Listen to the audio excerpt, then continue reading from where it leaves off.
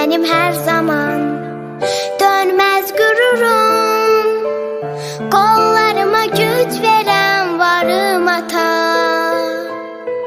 Sen benden iste ki kullukta durum.